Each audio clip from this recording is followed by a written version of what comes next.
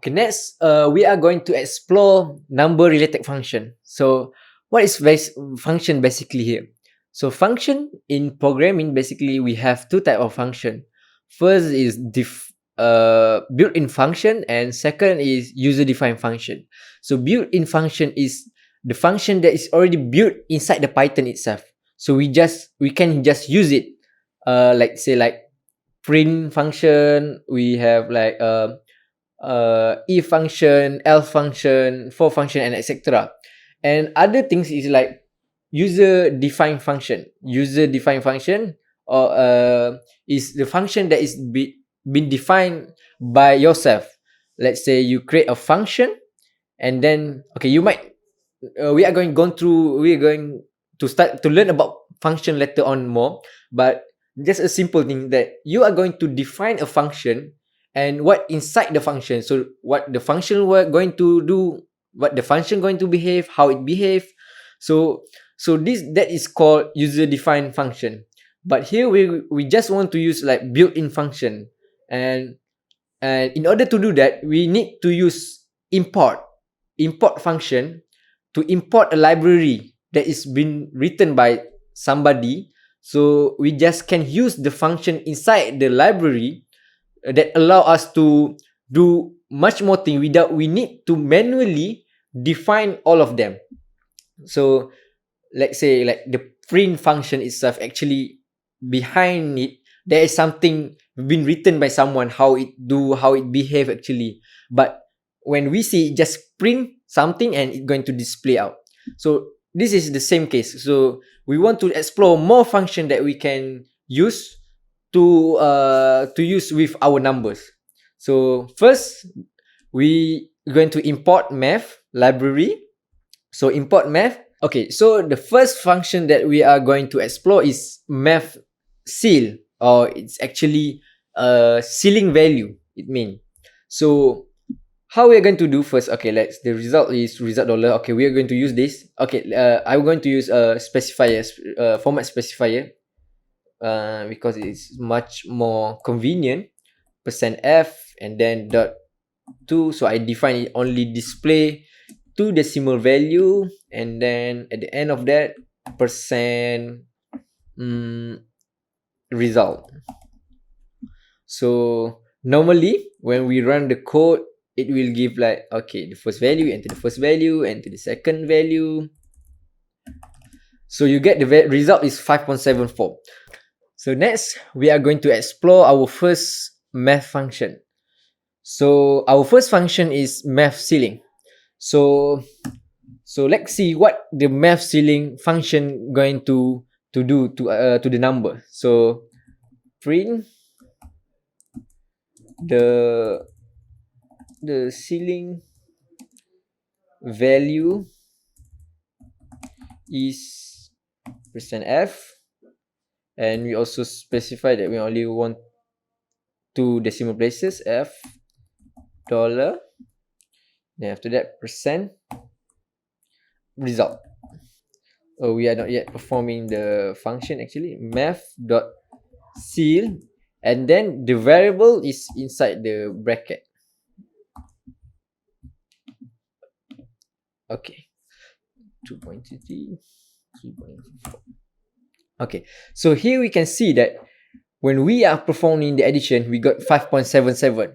But when we use a math ceiling function on result, we got $6. So why this is happening? So because of math ceiling function is actually return the maximum value of any decimal places. So let's say if you have 5.77, the ceiling value will be 6. So that's why it's return 6. Let's say the value result, let's say the result is 3.21. So the ceiling value for 3.21 will be 4. So you can see that it will return ceiling value for the value that you put into the math ceiling function. So next function that we are going to explore is math floor. Just like math ceiling return the math value. The math floor will retain the minimal value. So we just use math dot floor result. So okay, let's say change it first, floor. So stop, and we rerun it again. So 2.33, 3.125. So we can see that here the result is $5.46. But when we use math floor function, it return $5 because that is the minimum value of a decimal value of 5.46, which is 4. If you have let's say 12.99, so the floor value will be 12, even though it's close to 13. So it will return a floor value of that value that we insert. And next function is round. So basically we want to return we want to perform a round up. So basically if we do in math is round up to 2 decimal places to 3 decimal places. So this is what we also did. And note that in the first and second function that we explored before, you need to have math.float. But on this function, you don't have to use math. You just can strictly use round and result, and also the decimal places, which is how many decimal places you want. So let's say you want be 1 decimal places only. So let's see what happened. So the round value is 2.33, 3.44. Okay, let's stop first. So let's make the result unlimited. So we don't limit only 2 digit. It can be much more longer.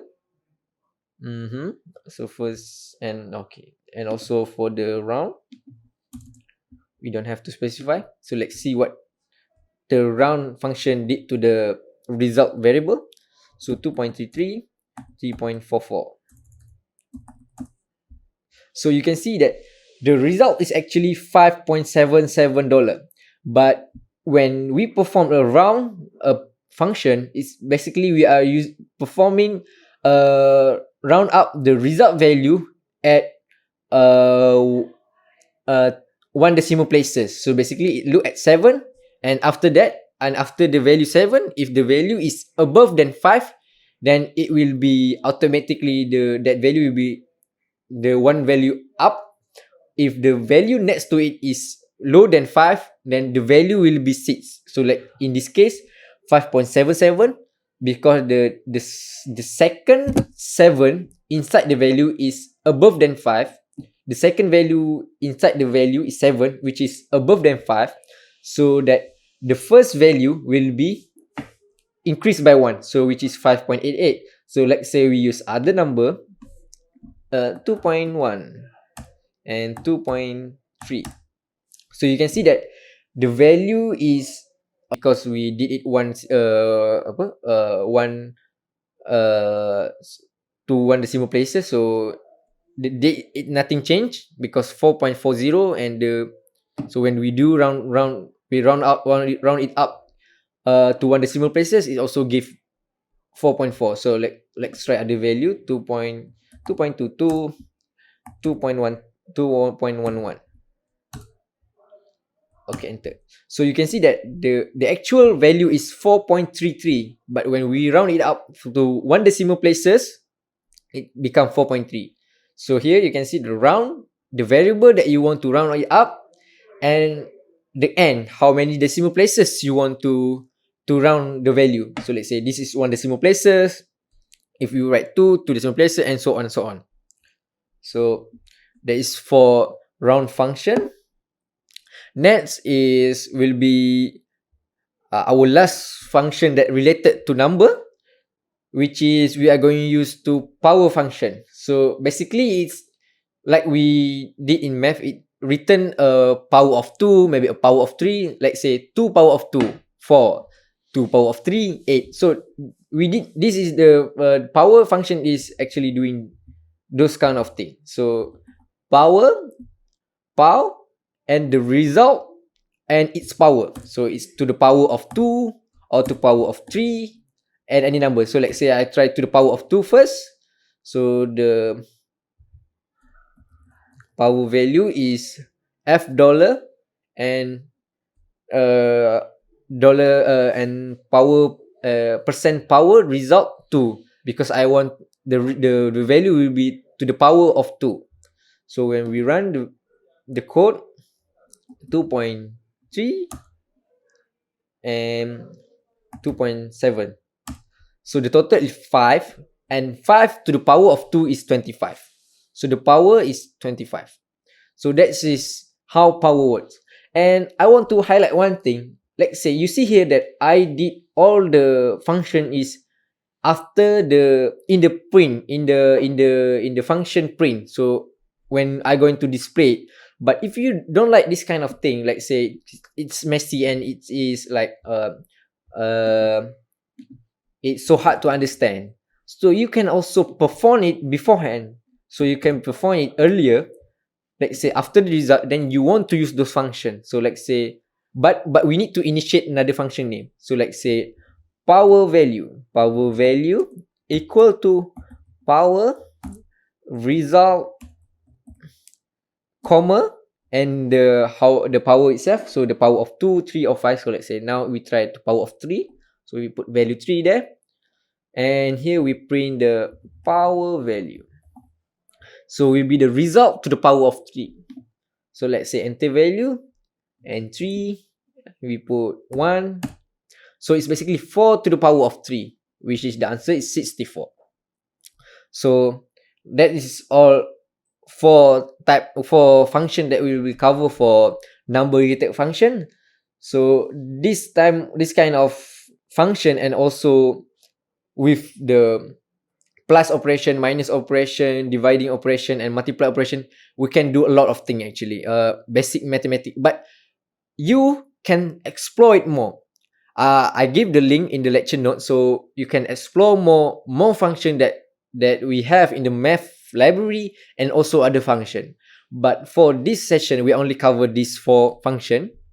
And take note that all of the function, all of the tasks, the things that we learn in this session will be used on our last day competition. So all things that we learn today and tomorrow is what we'll be going to have in our competition question.